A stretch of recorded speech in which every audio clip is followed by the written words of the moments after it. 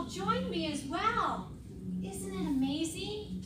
I'm hoping that together that you'll see something or hear something or feel something that will inspire you to join me on this incredible journey that is part of Toastmasters.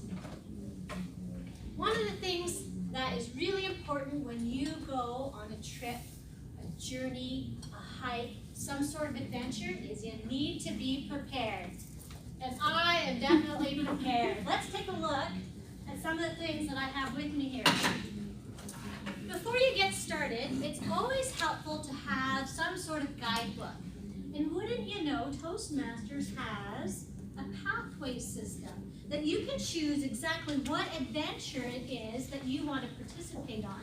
There are 11 different trails that you can pick. And for me, I chose one called Strategic Relationships.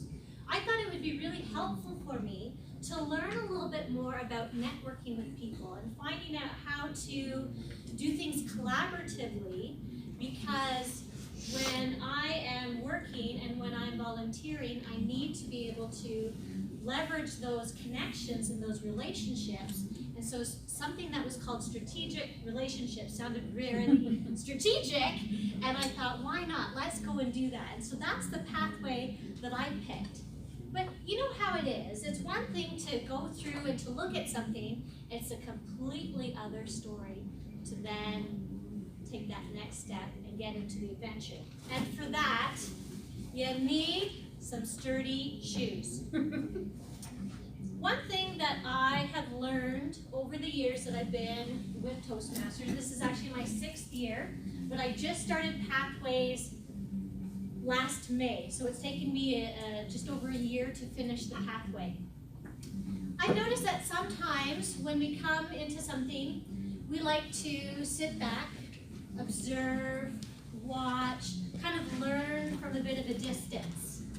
Hey, that's all well and good, and we certainly do learn things when we come to a Toastmasters meeting. Welcome to all of our guests here today. I'm so glad that you've made it. But you know what? It is something a little bit different when you tie on your shoes and you step out into that unknown and do something with the things that you've been learning. And so that's something that I've learned on my journey with Toastmasters.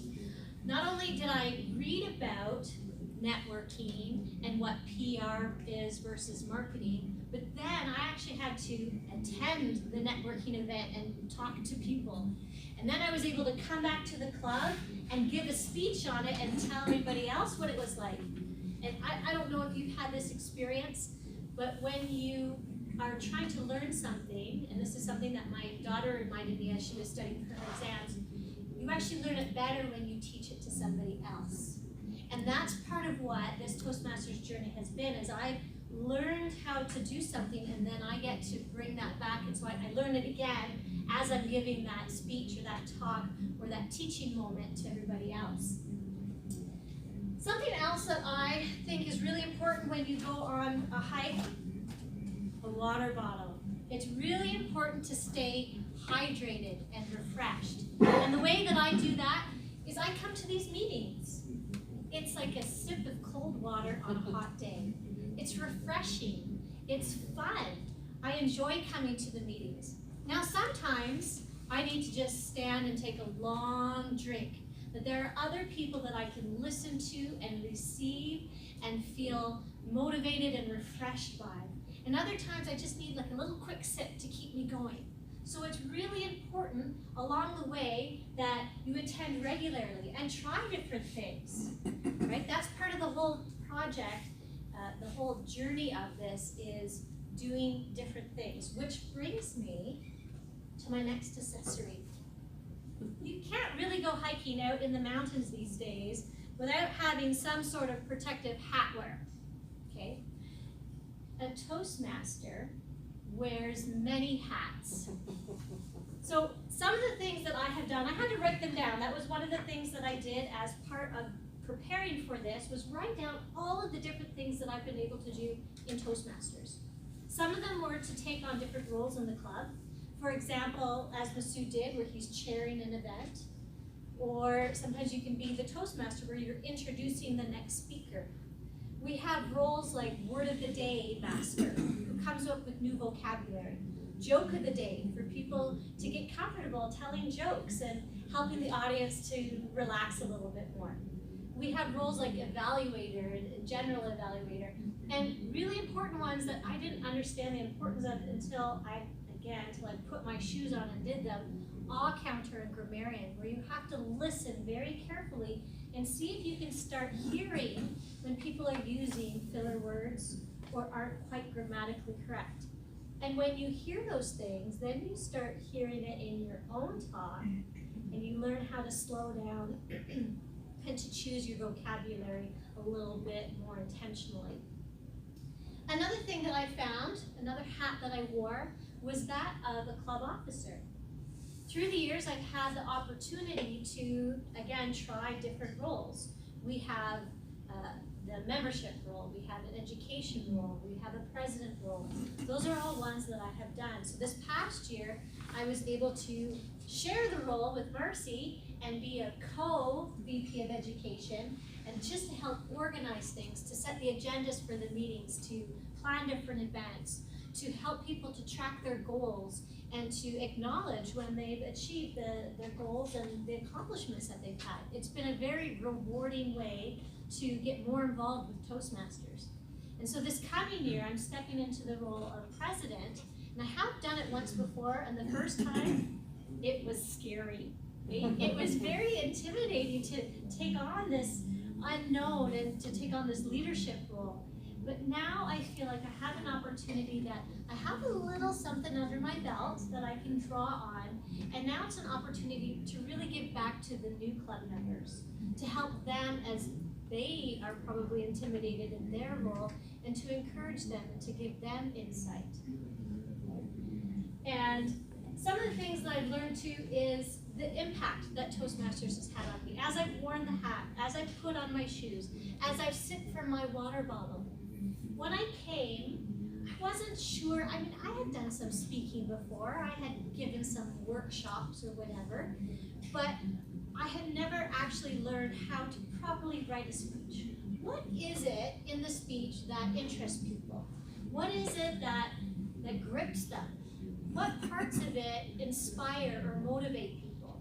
How do you make your audience laugh, for goodness sake? These are all things that I have learned through the years, that I feel like I've become more comfortable standing in front of people, more confident in what I have to say and how I have to say it, and even more equipped to take on those leadership roles that I was talking about. And again, not that I know everything to do, there's always room to grow, but to know that I have skills and experience from my past that I can draw on to help me in the future roles. Another role that I've had with my hat on is that of a mentor. It has been an incredible pleasure to help other members along the way, because when I joined, and I see that he's just stepped out for a moment, Matt Fox was there to mentor me, to give me encouragement, to help me to see how I can improve in my speaking skills and my writing skills. And then that's what we do as a club. That's why people keep coming back. You might think, wow, like, you know, I've done 1 year of Toastmasters, but really I've just begun. And someone, I always ask Christina, why do you keep coming back? She's been a Toastmaster for 20 years. For a little while. And I always think, like, what, you know, haven't you learned it all? But the thing that keeps people coming back is the people. Right? Being able to walk this journey, to go on a hike with someone, and it's such a joy to be able to walk alongside someone and to do that. Now the last thing that I have in my backpack are some binoculars. Because after you've completed something, it's always a good idea to see what's next, what's coming up. And Toastmasters is, again, really excellent in helping you develop skills in this, a safe environment where people are wanting you to succeed, who are encouraging you, and then to take these skills out that door into your office and beyond, right? And for me, my passion has been helping with an organization called Samaritan's Purse. especially through their Operation Christmas Child. So that's where we take a really plain shoebox and we fill it with toys and hygiene items and school supplies and lots of love. We pack that up and we send it through Samaritan's Purse, and it goes to kids across the world who are affected by natural disasters, by poverty, by war. And it brings love to them so that they know that there are others who care for them. And for some of them, it really makes such an impact in their life that they receive these things. Some of them, this is the only gift that they have received as a child. For others, it contains tools to help them to go to school, or encouragement that who knew that they were really passionate about journaling, and they got a journal and markers in their box. It's really exciting, and so I've been able to take these skills that I'm learning, especially these strategic relationship skills, these networking skills, and use those directly to help my volunteer team with Operation Christmas Child to reach out into my community to talk to businesses and community leaders and individuals to get them excited about participating in Operation Christmas Child. So lots of things coming up. One of the things specific to Toastmasters that I'd like to continue looking forward to is actually taking a few steps back. Have you ever had it where you're on a trail and you kind of see like a little side trail, but you're like in a hurry to get to that summit, to get to the big view? And then you think, well, actually I wonder what was down that little bunny rabbit trail down there. That's what I feel like. There's a couple trails that I'd like to go back to and take a look at.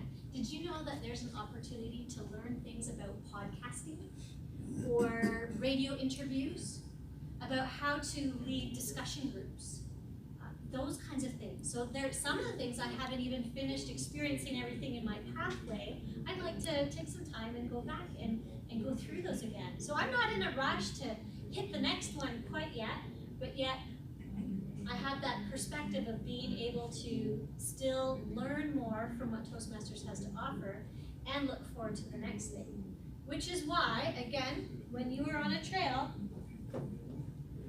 even when you've got to the top, it's time to go through your map book. It's time to look at your pathways, where you've come from, appreciate that, where you're going towards, what's going to be the next trail that I choose. There are so many options, and I'm really excited about it. So my advice for you is don't forget to pack the things that you need for this journey. Make sure that you put on your hiking shoes and take that step out. I know some of you are thinking about becoming members, and that's a first step, which is an excellent one. Others of you, just to be able to put those meetings on your calendar and to come, to get that drink of fresh, cool water on a hot day, to try on a few different hats, try out a couple different roles, great? And look forward to what your pathway has. Bring a friend along. A journey is always much more fun when you have someone to journey on, someone that you can talk to as you're climbing up the road, as you're challenging each other, as you're encouraging each other for that. And I want to encourage you to blaze your own trail through the Toastmasters path.